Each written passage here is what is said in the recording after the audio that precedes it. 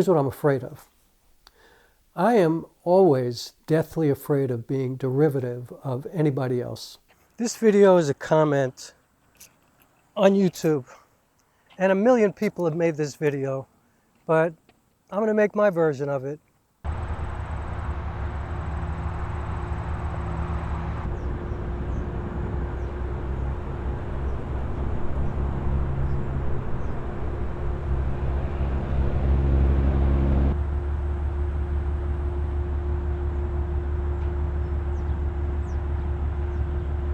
First of all, I'm doing some interesting stuff here. I have a Boya mic on top of the camera. It's a cheap shotgun mic. It's on the hot shoe. I'm using the Panasonic GH7. I'm using a TT Artisan 17mm f1.4 lens, and I'm shooting at f4, which is really kind of f8 because it's micro four thirds, obviously. I'm using a Zoom H1N audio recorder because I was having problems with it. But I figured out that it was a connection, and so I'm testing it. I'm using a Purple Panda lavalier mic with a little wind filter, which looks like shit, but I'm just testing it out. And I have my Hollyland Lark Max receiver just by itself, because one cool thing about this is that I could just record this without having the receiver on the camera. I could record internally to this, which is, it's not 32-bit float, but it kind of acts like 32-bit float. Because you can't set the level. It just records at a really quiet level, but for some reason when you raise it up in post, it doesn't raise the noise level. So it sounds like it's 32-bit float, right?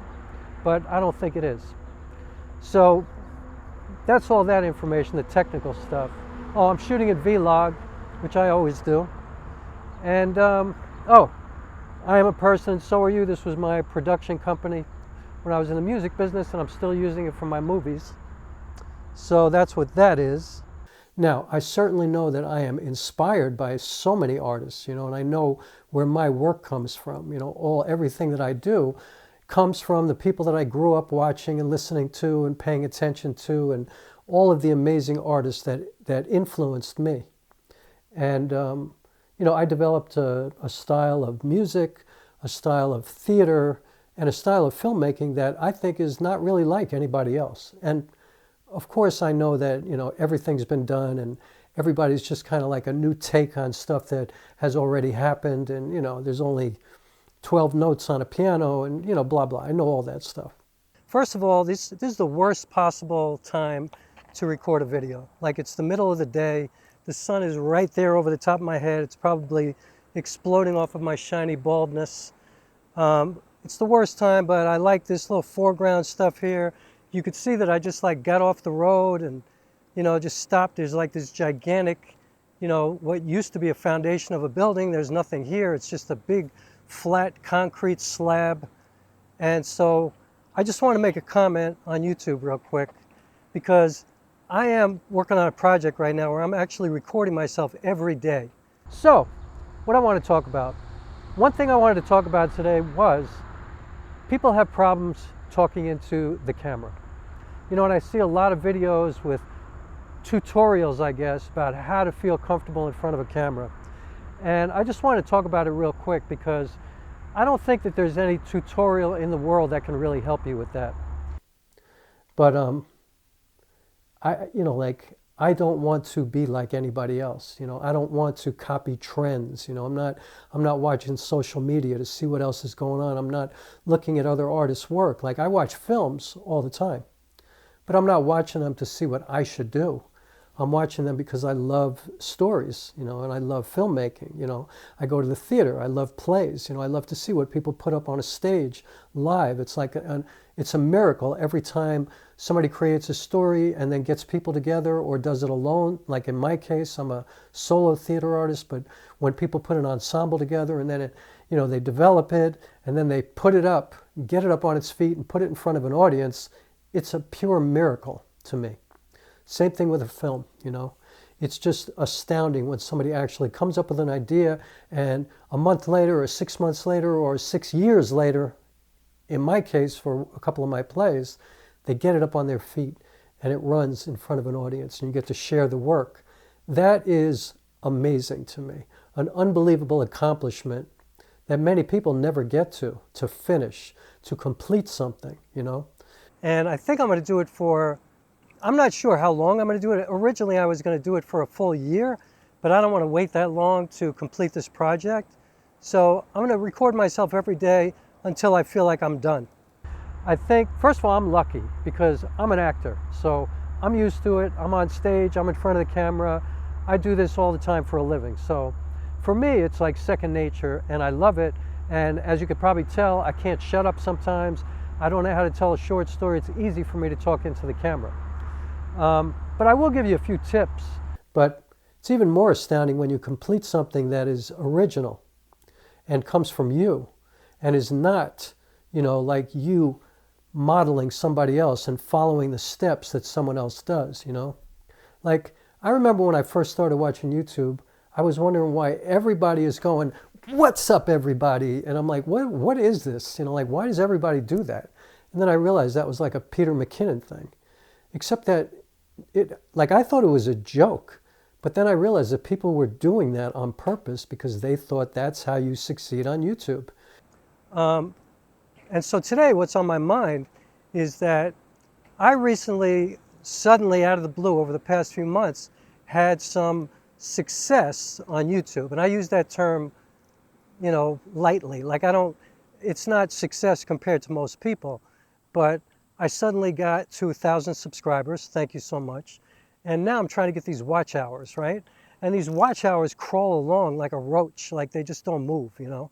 And I just realized I'm not getting caught up in this game, like trying to look at my YouTube studio every day on my phone and try to get these watch hours to grow when I have no idea how that happens, because I'm noticing that a lot of people are leaving comments and watching my videos, and they're leaving comments that are making me realize that they're at the end of the video, so that means they're probably watching the whole thing, but my watch hours are just crawling along, and it's like, I feel like it's this insidious kind of weird thing that gets control of you, and then you kind of lose track of why you're doing this in the first place.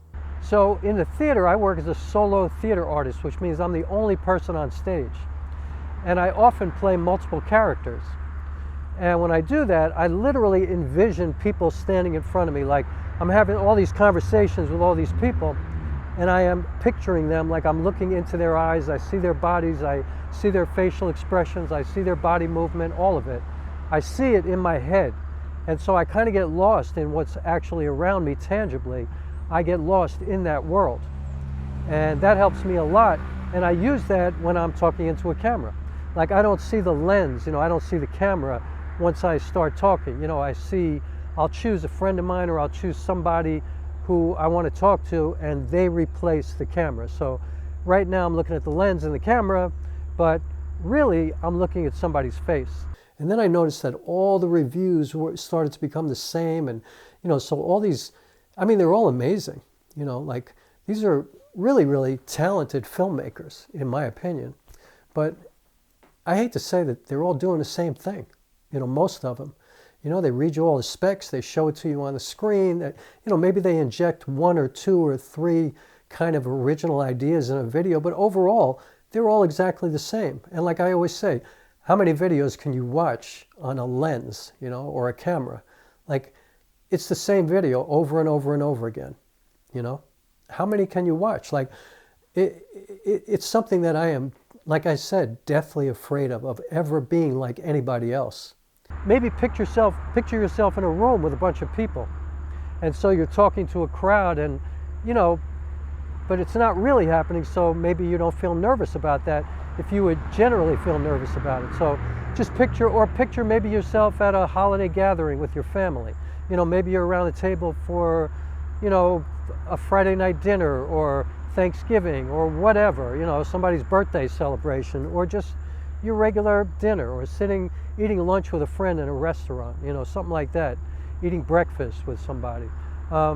Just picture yourself maybe in a park, sitting, you know, with a friend, having an intimate conversation. Like, picture yourself with somebody, and I think that'll really go a long way in making you comfortable in speaking with the camera. Why are you at YouTube? Why are you owning a camera or a keyboard if you're a piano player, Or why are you a painter? Like, why are you doing it? You know, we're doing it to be artists. We're artists, right? Or I don't know, maybe some people don't feel that way. You know, I say it all the time, but then sometimes I think to myself, maybe some people who own cameras and microphones and, you know, who do music and theater and film and painting and all this kind of stuff, maybe they don't consider themselves artists. I don't know. But I'm an artist, okay? I'm a writer, I'm a playwright, I'm a screenwriter, I'm an actor, I'm a performing art, like I'm an artist and a musician, and I don't want to lose sight of why I wake up every day, which is to create art, to tell stories. I am a storyteller in the deepest part of my spirit. With all of me, I am a storyteller. Also, I think, you know, for a lot of people, it's hard to talk off the top of your head. And so it might be a good idea to have a script. I know a lot of people use, you know, those teleprompters. I don't like that at all. I never use that. And if I am speaking from a script, which honestly I never do on YouTube. On YouTube, I speak off the top of my head. But when I'm doing theater or when I'm doing film work, I always work from a script and I have everything memorized. And I think it's really important to memorize your work because there's, in my opinion, there's a huge difference between speaking off the page and speaking when the words are in your body, because then the words are coming from the inside out, from inside of you, you know, from your heart, from your soul. They're coming from, you know, from a place of being immersed in you. You know, you are now embodying whatever it is that these words came from, whatever person or whatever situation. If it's just like, you know, some kind of a documentary type thing where you're giving information but you're not playing a character, regardless, I think it's really good to memorize those words and not read them. And if you're reading off a teleprompter, I would, you know, I don't do that. I've never done that. But I would say if you are, just practice. You know, just do it a million times. Never stop doing it. I just want to check my level, which is a little late to do that, but level's good. So just practice. And you know, it's the same thing without a teleprompter. If you're just speaking off the top of your head, if you're memorizing a script, envisioning people, all the stuff that I just covered, practice. Just do it all day, every day. Just do it as much as you can. You know, I don't want anybody to come to my channel and go, wow, he's just like him, or he's just like that guy. Like it's you know, if it happens, it's going to happen totally by accident. You know, it's not going to happen because I'm modeling anybody or trying to be like anybody else. And I'm inspired by a lot of people on this platform, but I'm not trying to be like them. And it's the same thing with all my art. When I make a movie or when I write a play, I ain't trying to be like anybody else. But I'm concerned about that because, you know, I've been original in my career as an artist, sometimes to my detriment. And people who have worked with me will tell you that, you know. They're like, you know, I once got a letter from Warner Brothers saying, this album is just too musical. And I'm like, how am I going to learn from that? It's like, let me be less musical in the future. You know, I think part of the reason that I'm good at what I do is because I work at it every day, you know, all the time. I'm constantly working on a script, writing, memorizing stuff, talking in front of the camera, doing YouTube videos, you know, working in the theater. Like I'm constantly working, constantly practicing, constantly communicating, constantly sharing. And I think that's a big deal. So that's my, you know, my help that I can offer you, or my offering to you about how it might be easier for you to talk into the camera. And of course, if you're not used to it, it's going to feel uncomfortable. And if you feel uncomfortable, you're going to look uncomfortable. So it's really just a matter of getting your confidence up. And once you get that, I think you'll be in good shape. You know, YouTube is a fantastic place for me to practice, to work on my craft. You know, like sometimes you might think, what the hell is he doing? But in fact, what I'm doing is I'm working on something that's helping me with my movie or helping me with my play. That's what I'm doing. And so I'm always trying to be original, you know, my movie making. Like, you know, I'm shooting movies all by myself. You know, I don't have a crew. I don't have anybody else that I'm working with. And, you know, a lot of it is not by choice. It's because I don't have those resources. You know, I don't have friends who are filmmakers. I didn't come up through a film school. You know, I came up in different ways. So I'm alone in what I'm doing in this endeavor. And so I was like, you know what? I've done everything on my own. I've made albums all by myself. I played all the instruments, did all the vocals, wrote all the songs, produced everything, mixed everything, mastered everything, put it out. Like, I've done everything myself. I've always learned to not have to rely upon anybody else for anything. And as a result, I've kind of developed like my own little niche all the time. You know, like that's what he does. That's what rock does. Man, I got so much that I would love to talk about today. First of all, I'm like in the middle of a park, like what used to be a park or a parking lot, or I have no idea what this is. I've been here before. There's a big bridge to my right, which I'll show you in some B-roll. There's a train station down here. I come here a lot because nobody bothers me and I can rehearse around here and I can pretty much do whatever I want. So even the cops came a couple of times and gave me the okay to record here. So because somebody called the cops and told them I was here and they thought I was going to commit suicide or something. So, you know, I don't, like, they said I was going to jump off the bridge, but the bridge is about 400 feet above my head. So I don't know how I was going to get to the bridge from here, but I digress. I think it would be of great value to set up your camera, work on your exposure, work on everything, your composition, and shoot yourself every single day. You know, maybe get a manual lens and work on your manual focusing, or, you know, work on your autofocus and, you know, work on the different settings that your camera has for autofocus. People can't put me in a box. They don't quite know where to classify me or whatever. You know, how do you describe that guy, you know? But I think that's a compliment, because I believe, like when Jimi Hendrix first came, nobody could describe that, because nobody had ever done, you know, anything like he did to a guitar, with a guitar. Like, nobody had ever done that before. And now for generations, people have been, you know, doing their take on that, like Jeff Beck and people like that. Like, but Hendrix kind of started that, you know. Here's the other thing I wanted to talk about real quick. Obviously, I'm putting things in and out of this video. You know, you've seen it, and or maybe you're going to see it. I don't know where I'm going to place it yet, because obviously I haven't edited anything yet. But I wanted to talk about, you know, I wasn't going to say anything about this because frankly, I think it was pretty stupid. But, you know, the legend of YouTube to me is Gerald Undone, right?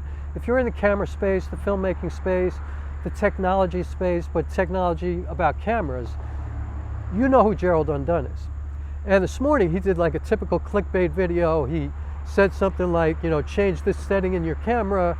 I'm going to use a Sony camera, but this applies to your camera and this will really help you out. And then he sat down, and if you haven't seen it yet, go away, because I don't want to ruin it for you. So let me give you a second to go away. All right, so now I'm not going to ruin it for you because I warned you. He does nothing, he says nothing. He, first of all, realizes he doesn't have a battery in the camera.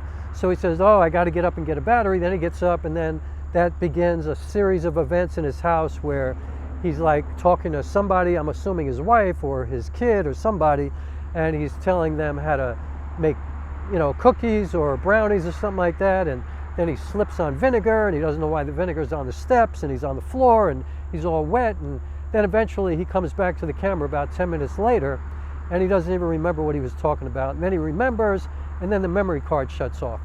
Even if you're a seasoned veteran, an actor who works all the time, it would be kind of cool to push yourself to try to be creative every single day and try to, you know, come up with something good all the time. And it might be interesting to see, like, if your creativity gets better, or if you kind of, you know, even out sometimes, or if you find yourself going down and not being able to think of anything. Like, it's kind of an interesting experiment to see if it's like working a muscle where you get stronger and stronger as you go along, or if there's like an ebb and flow and you go up and down and up and down. And then it could be a story of resilience where you've had like 6 weeks of garbage and all of a sudden you start coming up with the best stories of your life. Or maybe you're on a constant upswing where you're getting better and better and better, and maybe the finished product is a feature film. Maybe the finished product is like a memoir of your family, your whole life. Like, you know, do something that moves you, that is important to you, that, you know, really resonates with you, that makes you want to do it every day. There are many examples of people who are original, but there are more examples of people who are totally derivative. Like, you can compare people, they fall into a box. Like, you know, when they cast films, they ask for specifically what they want. Like, you know, white male brown hair, 6'2", powerful build. And so you show up at an audition and there's like 18 men who are exactly the same. But there's something different about each of them. But then every once in a while a Robert De Niro shows up, or an Al Pacino, somebody like that, somebody who's not like anybody else until they hit, and then all of a sudden everybody's trying to be them. But when they first show up, Marlon Brando, nobody liked them. I mean, Denzel Washington, as many great actors as there are out there who are trying to be Denzel, when he showed up, there was nobody like that. James Earl Jones, there was nobody like James Earl Jones. I know that a lot of people have problems speaking into the camera. People feel uncomfortable, they feel vulnerable, they lose their train of thought, they get nervous, they don't feel like themselves, they just kind of get all flustered. And for me it's easy because I'm an actor, I've been on stage my whole life, in the theater, I've been in movies, I know what it's like to talk into a camera. And in fact, I do it all the time, pretty much every day.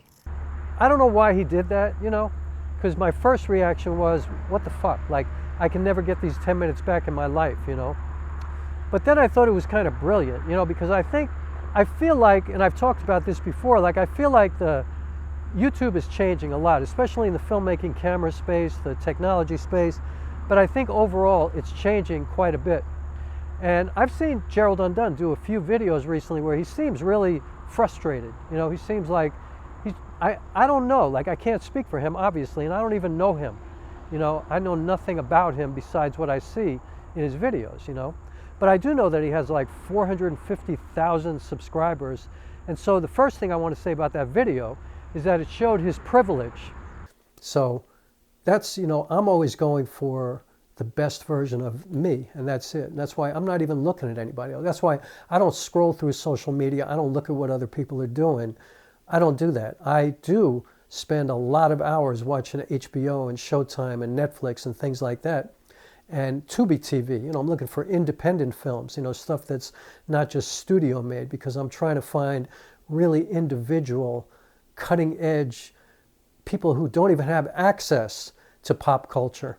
That's really what I'm interested in, like people who are doing things that you can't compare to anybody else.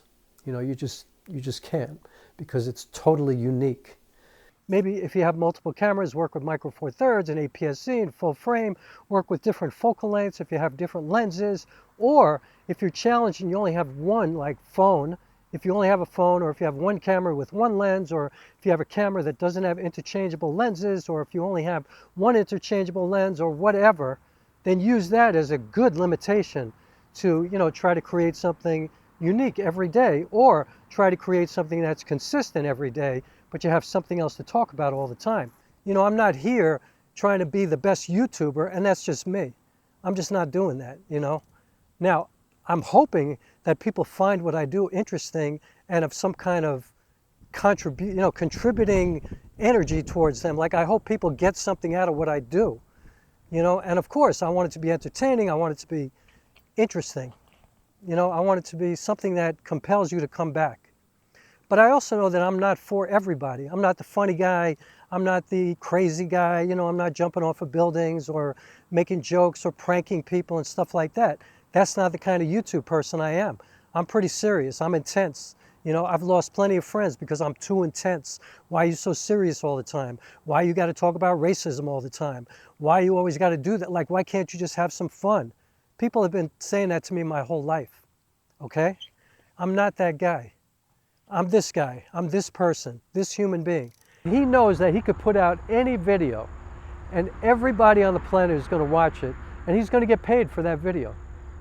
And he's going to benefit from it. He could do anything, and that's his privilege, but he's earned it because he's worked really hard for a long time to have that many subscribers, and obviously he's got enough, views or whatever, watch hours, and so that's a great privilege. He can do that. He can take advantage of people. He could do clickbait.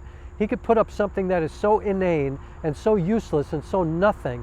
Excuse the light going up and down, I apologize. But he could do anything he wants unapologetically and make money from it and not hurt his channel. Now, I think if he did that for a long time, eventually things would change, but, you know, he's earned the right to do that. I mean, that's my concern about getting my watch hours together, you know. Am I going to be able to succeed on YouTube just being myself? I don't know about that, you know. But I do know that I told a couple of close friends of mine when I started this that if my channel grows and if my channel is able to become monetized and I get to the point where I can actually make some significant money from this, you know, if people really think like, hey, he's contributing to my life, like I'm getting a lot from his channel, you know, I'm going to keep coming every day. I'm going to join his Patreon page. I'm going to, you know, sign up and be a follower of that guy because he's unique. I don't know anybody else like him, and he resonates with me and I get something from that. It's going to be totally organic. It's going to be because I am who I am. You know, it's not going to be because I am trying to be Danny Gewurz or Potato Jet or somebody like that, Mark Bone. I can't be any of them, you know. But none of those guys can be me either. A couple of years ago, I saw the Potato Jet, you know, filmed like 1 second a day for a year, and then he made a video of that, so it was 365 seconds, which was really, really cool. So you could do something like that. I mean, you could do anything. Like for me, I don't know how to tell a short story, so it's going to be a little bit more involved. Some days it's just going to be like talking to the camera like this. Some days I'll have more B-roll and I'll create a story. Some days I'll even make it like a short film. And some days it'll just be stuff that I'm talking about socially, politically, whatever, you know, maybe the business. Like, it's like when you do it every day, the possibilities are endless. Like the world is your oyster. You could talk about anything. And so right now, by the way, I'm shooting with the Panasonic S5, the original, my camera. I have a Minolta 28mm f2.8 telesaur lens, which is all manual. And like I said, I'm in kind of a cool area. I have this stool right here that I bought for, I think I got it for $11 on Amazon. It just folds up. I'll show it to you as I leave. So I could pretty much pick up and go anywhere and have somewhere to sit wherever I shoot. Like I could be just driving around and go, oh, came up with an idea, and go put out the stool and shoot. I have a crappy little tripod with me all the time in my car. I have all my audio gear with me.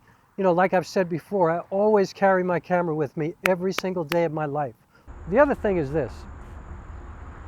I think YouTube really is changing. I think that people are kind of running out of things to say and running out of things to talk about because, especially in the camera space, like I often say, how many times can you watch a review of a camera? You know what I mean? Like, or how many different reviews can you watch of the same camera? You know, or the same lens, even worse. Like, you know, most people are literally watching every single review when they're thinking of buying a new camera or when a new camera comes out, which is basically like every 2 months. Like, you know, lately it was the Panasonic S9 or the GH7, you know, or Sony came out with the ZVe1 Mark II. I know Canon just came out with a new camera. None of us can be one another, but the thing is, a lot of pop culture does support this kind of cloning effect where people become very, very similar to one another, and then you have like a million of the same thing. And by the way, because I'm feeling it right now, the sun is beating on my head. Worst time of day again. I was out here earlier today already.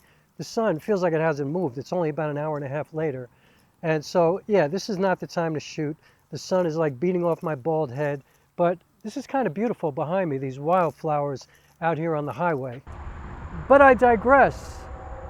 Gerald Undone, clickbaiting us. I think YouTube is changing. I think people are running out of things to say.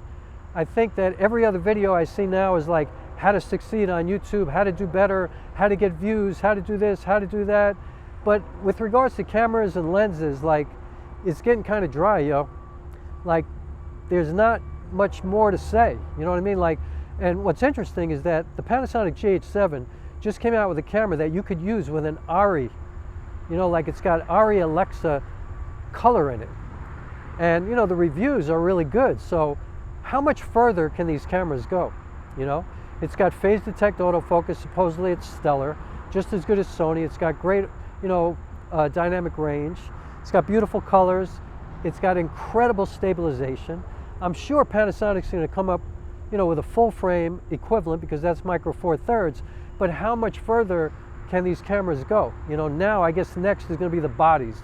Like now they'll come out with these boxes, you know, and it'll be more, you know, more for a true cinema camera. But I mean, you know, they're going to be more expensive, and a lot of these people who are in the prosumer world are not going to want to spend $5,000–6,000 on a camera. So is a camera equivalent to an FX9 or an FX6 going to come down to 2,000 bucks? I don't think so. We don't know what to call this play. I've never seen anything like this before. What am I going to do with this? Thank you. Because what they're saying is my play is original. This film, like, first of all, your process is like bizarre. Why do you even do it that way, you know? And I don't, you know, it's like a beautiful microfilm, you know? It's like there's something about it. I feel it, you know, like I feel it in my heart, but I don't know where to place it. Thank you. Oh my God, I almost forgot. I promised that I would show you this little stool, so let me show you what it is. It just folds up. It's kind of cool. Just twist it and boom, open up. Bye-bye. You can choose the height that you want. Oh, of course, now it won't open. What's going on? So you could keep it at any height. You just twist it into that height. See? Pretty cool. So one of the greatest things I ever bought for like $11. So can you even see me right now? Now you can see me, but I'm probably out of focus. All right, this is getting worse. See you later. So what I think is going to happen is that YouTube is going to dramatically change, and people are going to have to try to figure out what to do, because people are going to get hip to the fact that this is all the same. Like there's nowhere else, you know, like I'm not interested. You know, like I've gotten bored with this a long time ago. And you know, the way I am, like when I first started using cameras, I was one of those people watching every review because I was coming from using my phone. And at the time, the Sony a6400 was like the popular camera, and that's what I bought. And it was great. It was an amazing camera. It's how I learned how to use a proper camera. Then I upgraded to the Panasonic S5, and I watched a bunch of videos because I was getting ready to buy the A7S III or the FX3. But when I learned about the Panasonic S5, I was like, damn, I could save a lot of money and have a great camera, and I don't use autofocus. So I was like, why would I spend all that money? But I got to tell you, once I bought the S5, I do not watch camera videos anymore because I couldn't be more bored with them. You know, I mean, I know some people are just interested in it, you know, I guess, but it's the same shit. And, you know, they're kind of maxing it out. It's like, for a while, smartphones were like the rage on YouTube, and then that just kind of went away because they maxed out. How much better could a smartphone be, you know? But for a while, you know, like, smartphones were like a huge part of YouTube. Same thing with running shoes, you know, but they kind of maxed them out. Like, how much better can they be? I do all of my art from me. I don't create anything thinking about the audience. I just don't. I don't think like, what's popular? You know, what's going to hit people? I don't think like that. And maybe that's been the reason that I haven't had some of the success in certain areas when other people thought, man, that dude is going places, you know, but I never think of the audience. I mean, I only think of the audience in this way. I think that it's my absolute responsibility not to bore an audience. Like if I get on stage and you were kind enough to spend money to buy a ticket to come see me, I better provide you with something that is meaningful and moving, that makes you feel something, and that makes you feel comfortable sitting there for 2 hours watching me on stage, sharing a story with you. If you're nice enough to spend money to watch my movie or spend your time, even if you find it for free, if I can put you in 2 hours of a world that makes you feel like, wow, that was beautiful, that I felt so much, that makes you cry, that makes you laugh, that makes you feel, that makes you interested in these characters, that makes you think about the issues that I might bring up, that makes you maybe inspired to have dialogue with your family about things that might have been difficult for you to talk about before watching my film. If I can do that, that's my honor, you know, and that's my goal. The whole point is for you to feel comfortable and to kind of push yourself to constantly be creative, you know? Maybe you challenge yourself to write something every day. It'll be interesting to see what happens to a guy like Gerald Undone, because are people like him going to be forced to be more creative away from the technology, like forced to share more about their life or create fictional stories or become filmmakers creating movies as opposed to talking about gear? And is somebody like Gerald Undone even remotely interested in that, or is he going to be able to retire? Because I'm sure he's made plenty of money. Now he's got a family, and maybe he'll find something else to do. Maybe he'll make tech stuff or whatever. I know there was another YouTuber that was really popular, I forget his name, who like left for a while and then came back, and he builds things and like builds things to build out kits. And so yeah, I think that's what's going to happen. I think there's big changes on the horizon, because frankly I think right now it's boring as fuck. I'm not thinking, how can I manipulate you to stay here with me? How can I make you addicted to me? I don't think that. I think, what am I inspired to share? What can I dig into and give all of myself to? What can I dedicate myself and commit myself to making an amazing story for people to share with me? And we have this exchange where I give it to you and the energy comes back to me.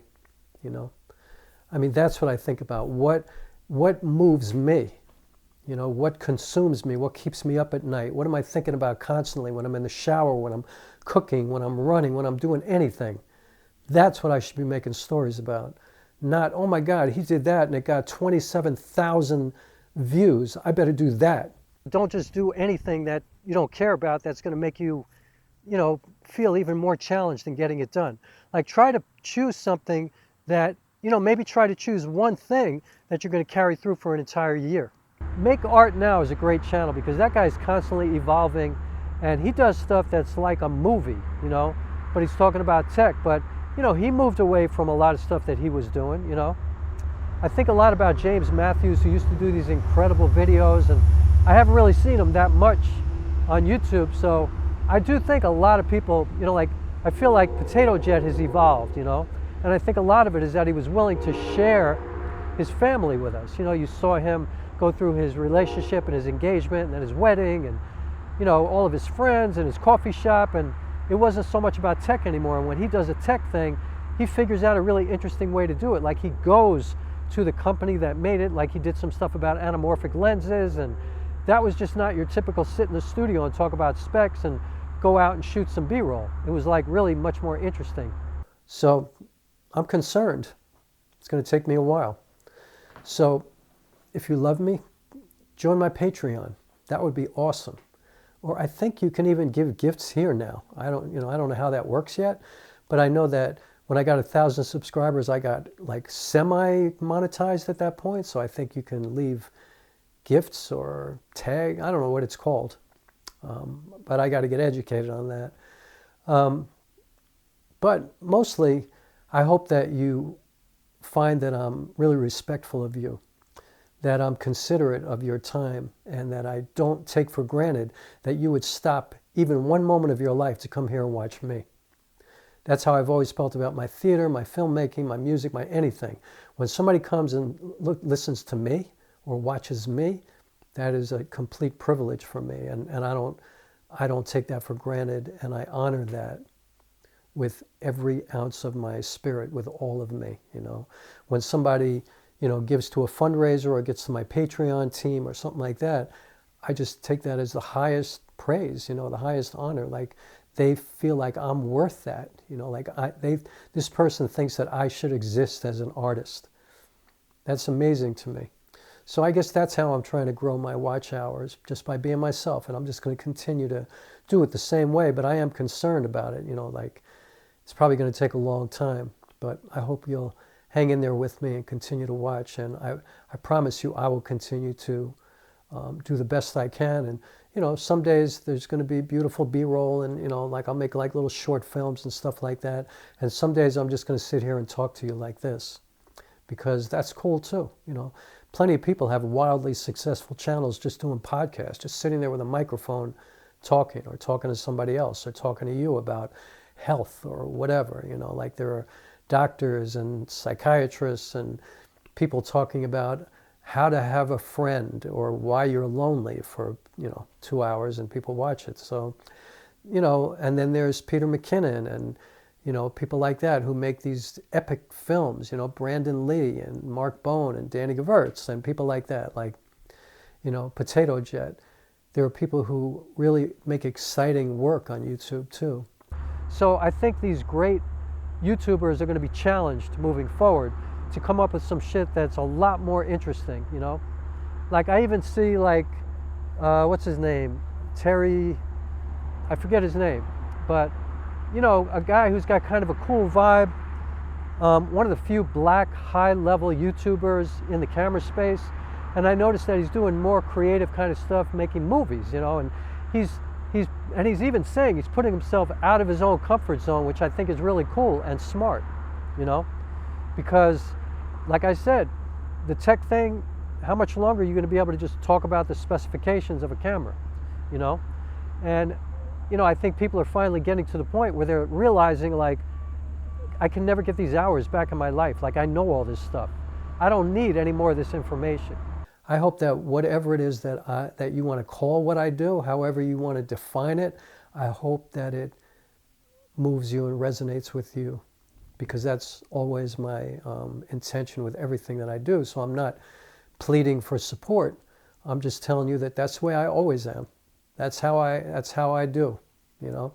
Every day when I wake up, you know, I write every day, and I never write for myself. I mean, before I said I do it for me. But to clarify that, I never create any art without the intention and the desire to share it, because sharing with an audience is everything to me. It's like that's what I live for, to share with an audience, whether it be a film or a play or music or whatever, poetry.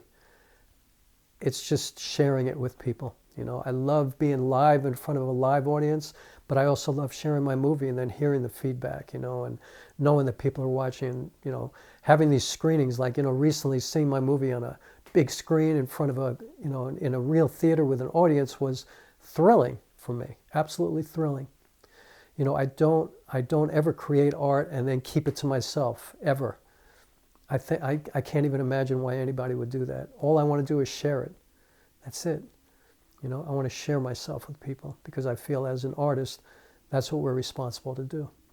Anyway, that's all I wanted to say today. It was a lot of different stuff, and obviously this video is a whole lot of other things too, which is what I do because that's the way my brain is. I'm kind of ADD and I'm all over the place, and so I'm just trying to be me on YouTube. I'm trying to be honest, I'm trying to be genuine, I'm trying to be really transparent, and I'm trying to make it genuine in my own way. I'm not going to say fun or funny, because I'm certainly not the funny guy.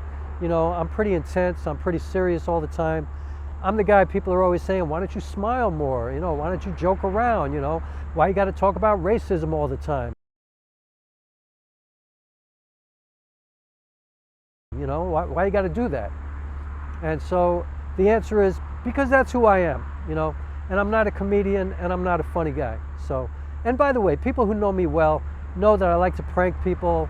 I like to be funny in certain different kinds of ways, but I'm just not funny in the way most people, I guess, consider. You know, I'm not into silly, you know, and I'm not judging anybody. It's all good, but it's just not me. So anyway, what you get here, if you meet me in the real world, you're going to go, damn, he's kind of like the same guy in the real world, you know. I'm not trying to front in any way, shape, or form. So, yeah, watch hours. I have no idea how it works, you know. I feel like I've studied YouTube to a certain extent, but I don't know. So I'm just going to keep being me, and hopefully that's enough, because truth is, that's all I got. All right, so thank you every single time you come here. That's an honor to me that you would take any part of your day to spend it with me. That's amazing, and I don't take it for granted, and I say that a lot to people. And there goes the sun, so I'm going to say bye-bye.